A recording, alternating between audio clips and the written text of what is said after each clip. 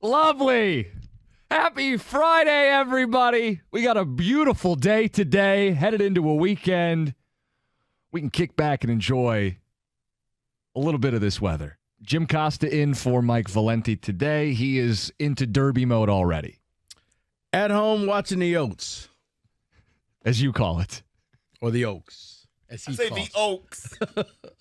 Or they're also eating oats. They're eating oats. We do have to make fun of him for most of the show today, right? Like, I mean, the derby happens in like Nah, man, this is it. 5 minutes. Like the whole deal is like a minute race. And he gets super geeked up for it for months. It's actually the perfect sporting event. Ton of build-up, over in 2 minutes. Done. It's Roberto's Saturday nights. Oh, I wish. 2 whole minutes. Right. It's a record. But nah, it is. It's for you get to watch it 2 minutes, and then you know what? It's over. Yeah, but he is maniacal about it. Like for people who want and need Mike horse racing stuff, Evan can tell you, cut 1 million episodes for Cash the Ticket, like pole position and how the track's gonna run and horses he likes. Like he gets into this. Oh no. This is it for him. This truly is his Super Bowl this weekend. So yeah, he's gonna sit there. He's watching the races today. I had to do a show with him. I remember, and the Oaks were on, and I could have given out my Social Security number. Could have done anything. He's just not dialed. Mike was Could have checked given out. out he is. Right, right. So here's his phone number and personal address. He was so checked out. In mid sentence, he was like, "So then I go."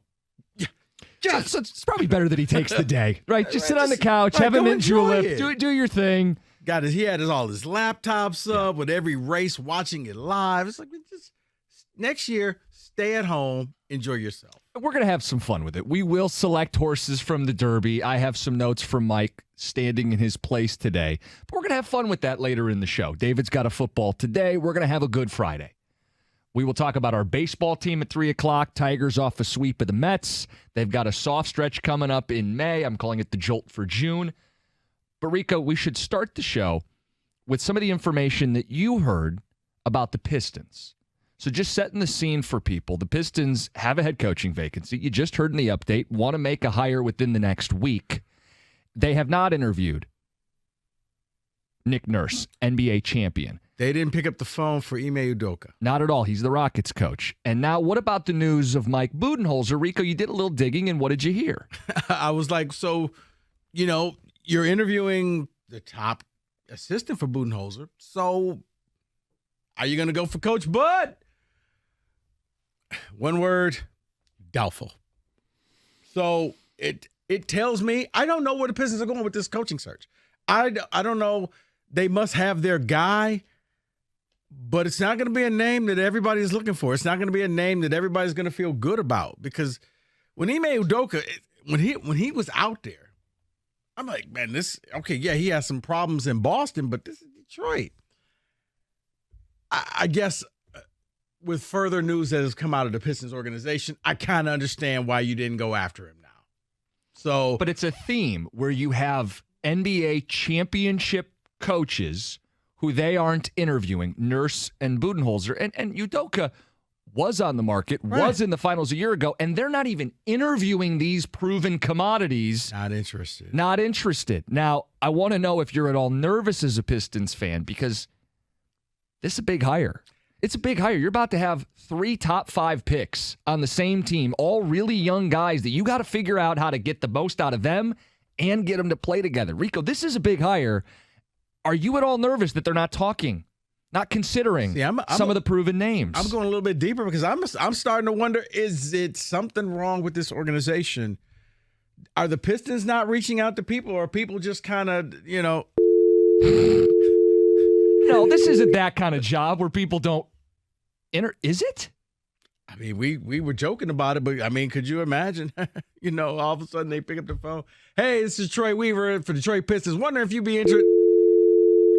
All right, let's go down to the next one.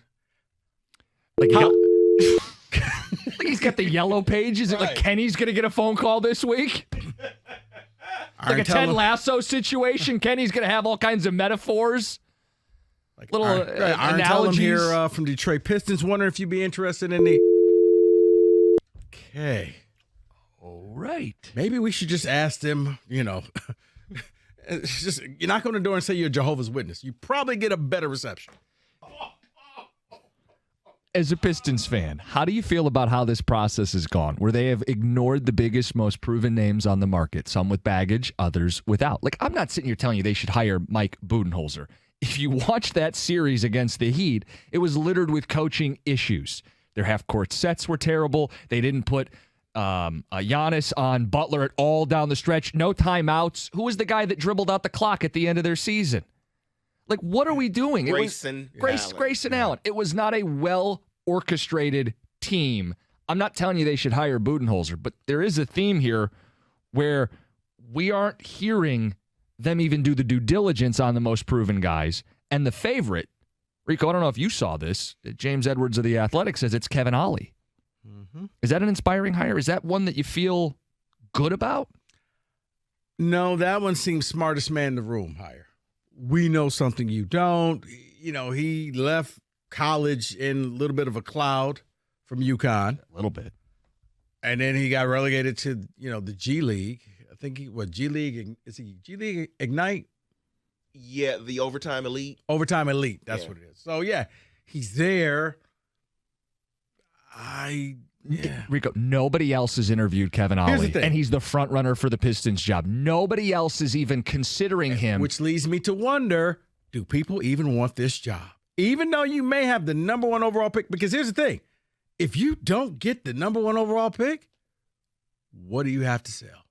You still have 2 top 5 picks in Cade and Ivy, and they're guaranteed at least another top 5 pick this year. Here's why I say that. Biggest Piston fan in the building sits right there. They've lost him. Yeah, I'm done.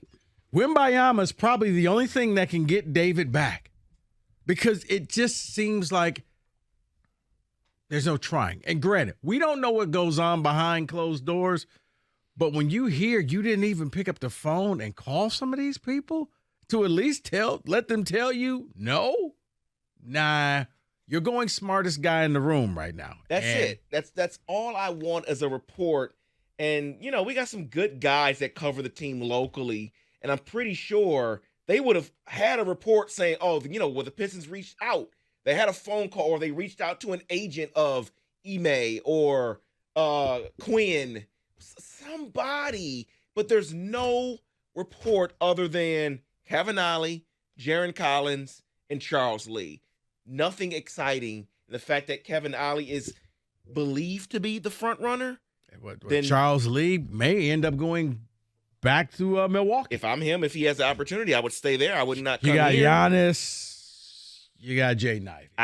I'm a little bit of a difference. Not excited about anything from this franchise anymore. And I'm not praying for Wembanyama because they don't care. I don't care. Wow. See? They don't deserve it. That's Piston fan number 1. That's Red Wing fan number 1 and Piston fan number 1. And David cashed out a long time ago. So then, as a Pistons fan listening, how do you feel? Do you feel like the job is undesirable, as Rico is insinuating? Or do you think they're just going to go the route of the unproven coach intentionally? 248-539-9797. And does that make you nervous? It does make me nervous that they're not interviewing the top guys on the market. Like, Rico, they still may end up getting it right. Like, you could point out Phil Jackson was never a head coach until he got to Chicago. Eric Spoelstra was never a head coach until Miami gave him a shot. Steve Kerr with Golden State. Like, the NBA is littered. Popovich with guys whose first job worked out well. Yeah. But I don't feel like the Pistons are interviewing the best guys. Kevin Ollie won a national title at UConn. But wasn't Spoelstra kind of handed a team? Yes. And said, roll the balls out there, get out their way. But he's not a bad coach. Look at all the guys they get in the second round and undrafted, and they get the most out of it. No, he proved his worth, but it was pretty much he was the glorified ball boy, and Pat Riley was sitting in the back like telling guys, no, seriously, listen to him. Listen to him. He'll be fine. But I get what you're saying. Yeah, maybe this works out. I don't know. Maybe it works out. I'm not putting out there they're going to botch this, but are you nervous?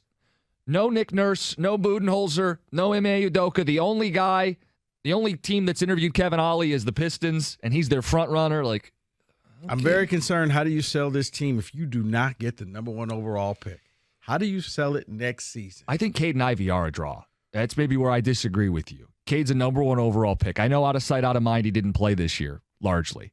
But Jaden Ivey did, and Ivy looked really good. That's a backcourt in a league that's decided by ball handlers, right. dribblers, guys who create. They got 2 really exciting young ones. See, here's the thing for Cade. Yeah, you know what?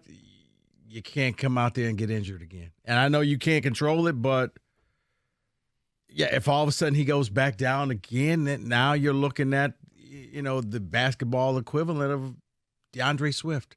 Yeah, but let's be clear with the Cade stuff. This was kind of a fluke deal. They took it extra cautiously, and I'm sure some of that had to do with the fact that this is the Victor Wembanyama draft. I don't think he's injury prone. I don't think that's a concern I'd have if I was a coach interviewing for this job. I don't think this is a bad job. Maybe I'm wrong. I think this is a good job, an appealing job for someone to step into a young team with the arrow pointing I'm up. looking at that coaching list that they have, and it's telling me maybe this is not as appealing as we like to think it is because you're Detroiters. Yeah, everybody wants to coach the Pistons. Maybe not, because that list, that's an underwhelming list. All right, 248-539-9797. Are you at all nervous? Do you have thoughts on how attractive this Pistons job is? It's 97-1.